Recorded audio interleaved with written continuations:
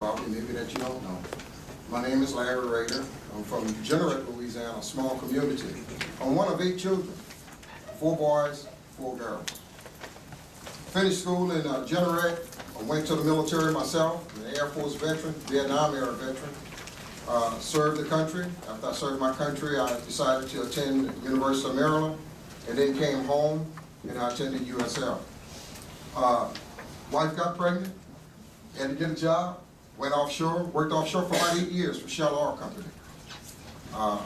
Then I decided to go into business for myself, which I am now, working for an insurance company. Most of you know I work for Allstate Insurance Company. I've been doing that for about 20-something years. Altogether, I've been in business for about 30.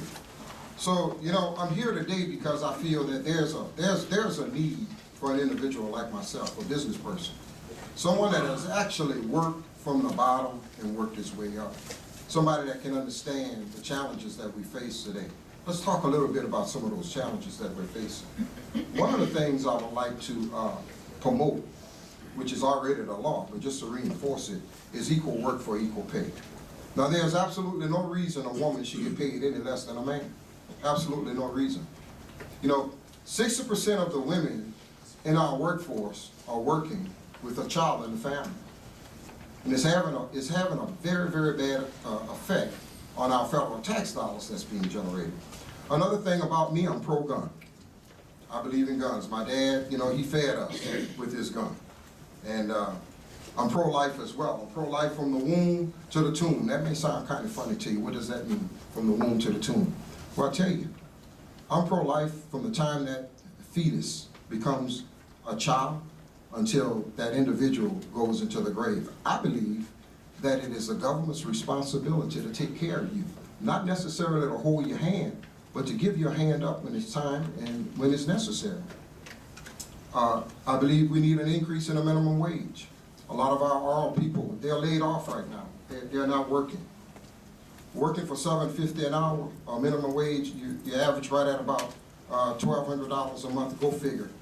You have to pay your water bill, your light bill, your gas bill, your car insurance, your homeowner's insurance, and then pay rent. It's tough. So I would suggest, if I would become your congressman, that we increase the minimum wage to $14 an hour. Now, I'm a small business owner.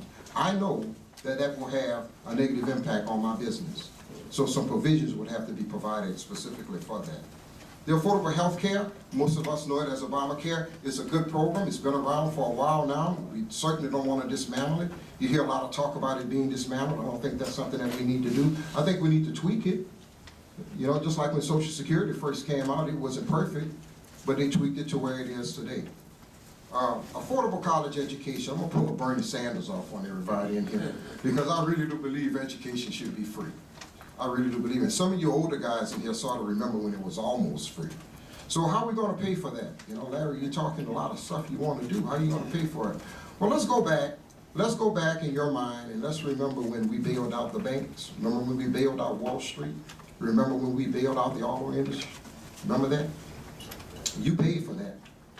So the 1% at the top is gaining, while the rest of us, the 99% at the bottom, cannot gain. It's not right, and that's what's happening in America today. That's where the war is. The war is an economic war, and we're losing out. We're losing out big time. One of the things, and I know Greg is involved in the oil industry. I work for Shell Oil Company, but I want to diversify our economy. I was in contact with someone today. Green energy. I think if Louisiana had green energy, it's not going to do anything to hurt any jobs. It's going to help jobs. A lot of the technology that we utilize with the oil industry could very well be pushed over into, and I'm almost finished, could very well be pushed over into green energy. Jobs are needed here in Louisiana, and they are there. There's an opportunity for us to get that through the federal government. It's available to us. We're just not receiving it here. I think it's got a lot to do with who's our congressman. Last but not least, I'm going to talk about something that everybody knows in the room is the big elephant in the room, and that's mental health. Mental health. You know, we avoid that, but you know what? It's a problem. It's a problem for veterans. You have more veterans committing suicide than any other group. There's a problem for our kids. When we looked at the shooting that took place in Baton Rouge the other day, it wasn't a gun that killed that person. Who was it?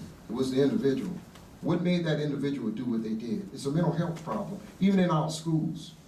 So, you know, I would like to propose, if I become congressman, that we look at the mental health field and maybe place a mental health specialist in our elementary schools on up to 12th grade to try to catch the problem before it began. But once again, I'd like to thank you for your time and your consideration. You've been very patient with me, Ricky. My name is Larry Rader, and I want to be your next congressman. Thank you very much. Thank you, Mr. Rader, and best of luck to you.